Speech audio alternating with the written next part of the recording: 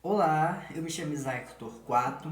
O tema do nosso vídeo de hoje é Revolução Praieira, que vai ali de 1848 até 1850, conhecido como a primeira e única revolta que vai acontecer dentro do período do Segundo Reinado, né? Que nós conhecemos como maior instabilidade política do quadro do primeiro reinado e do período regencial.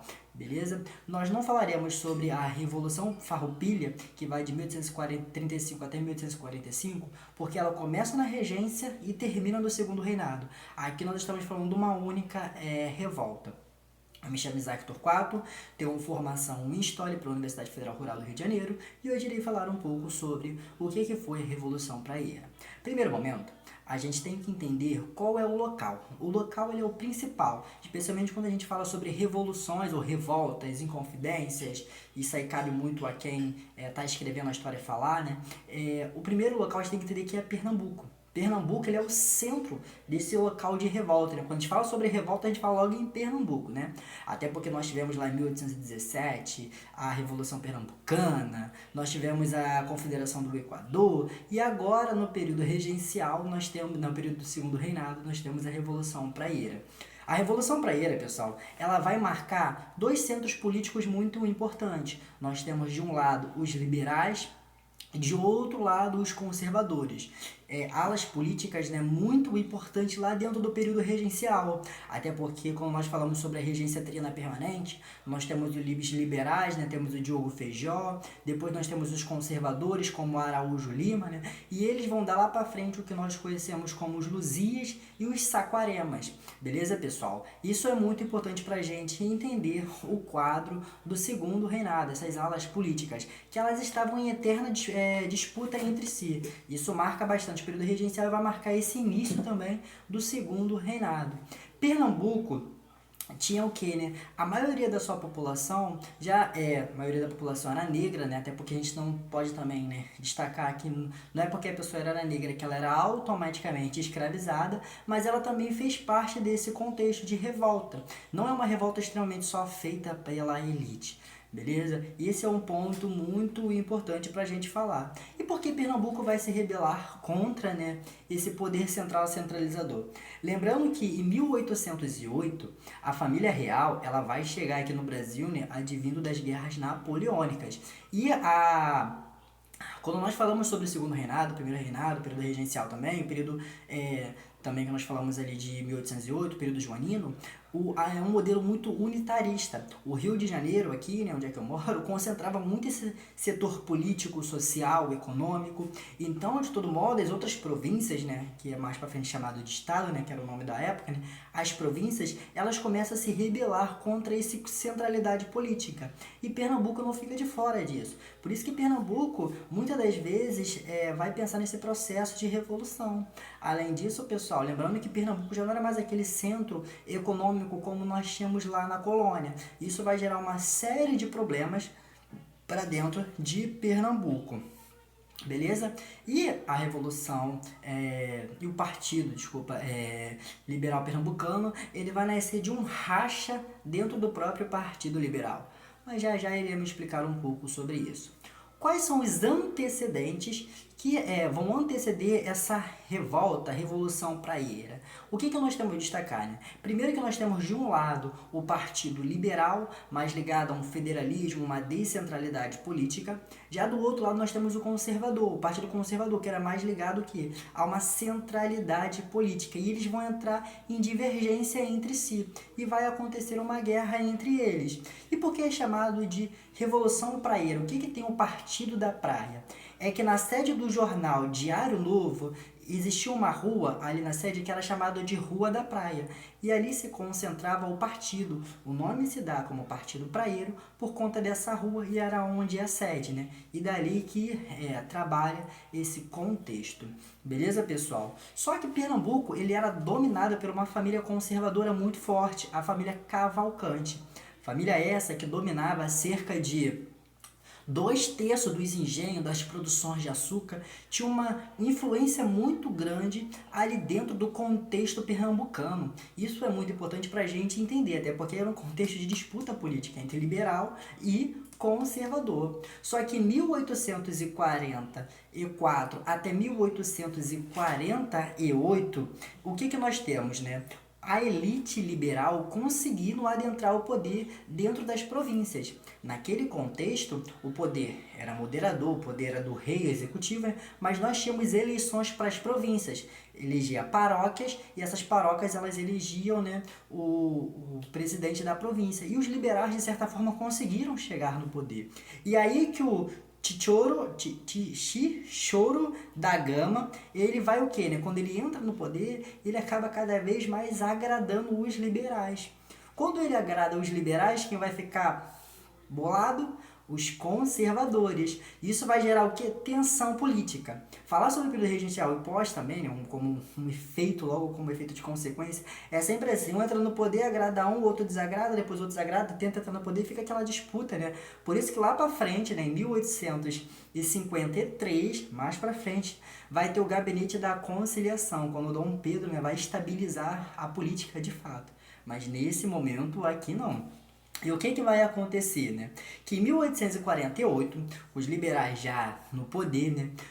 O Partido Conservador, essa ala conservadora, vale lembrar que nós não entendemos a ideia de partido como nós temos hoje em dia, não se confundam, era um partido muito mais ligado a uma ideologia do que basicamente aquela sede, essa ideia de partido do século 20 e 21, beleza? Nós estamos falando do século 19. E esse partido, ele vai fazer o quê?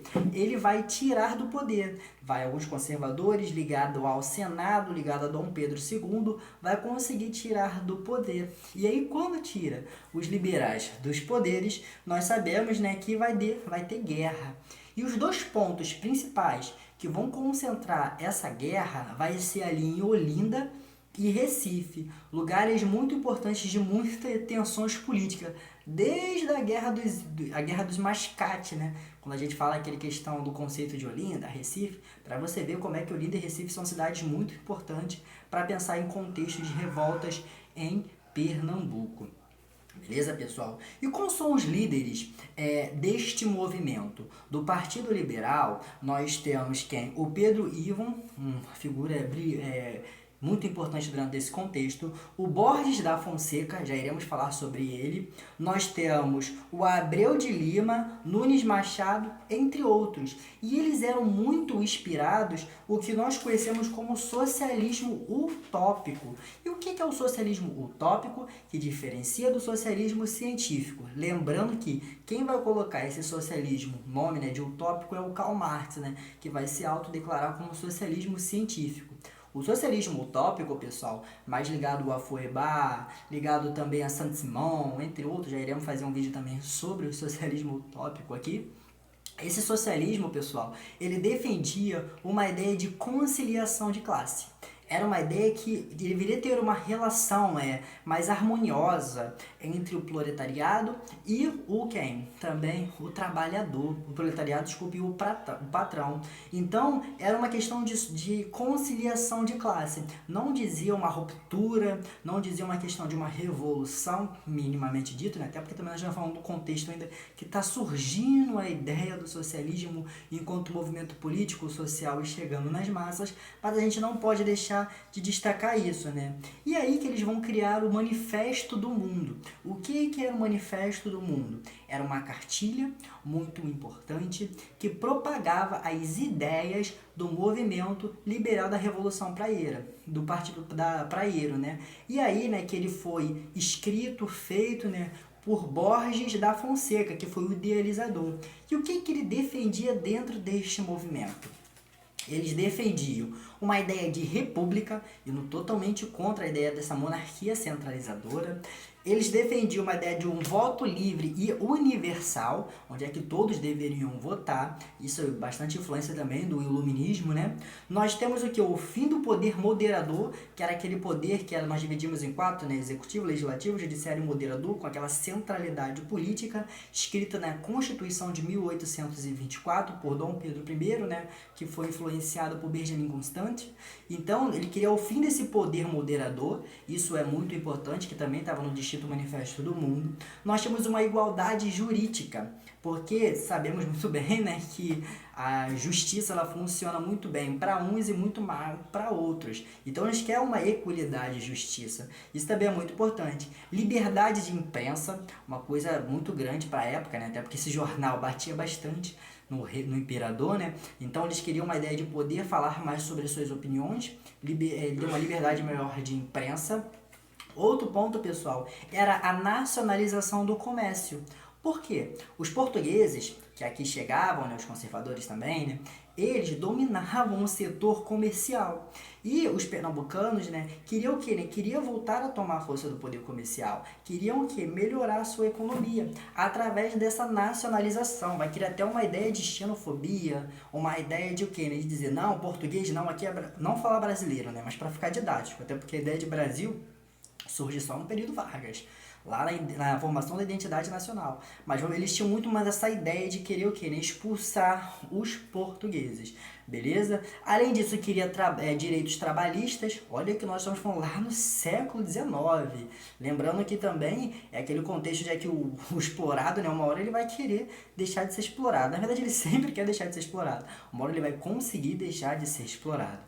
E por último é o fim dos juros. Eles queriam ter menos taxa de juros. Essa cartilha ela é muito importante para a gente pensar as ideias. E as ideias de um grupo que estava numa sociedade cada vez mais organizada, cada vez mais estruturada e cada vez mais indignada. Agora, pessoal, a gente fala de movimentos onde é que tem uma estrutura, um arranjo social muito maior que gera um impacto cada vez maior, né? Até porque uma organização, uma preparação, uma ideologia, ela sempre vai gerar de forma organizada um impacto muito grande, né?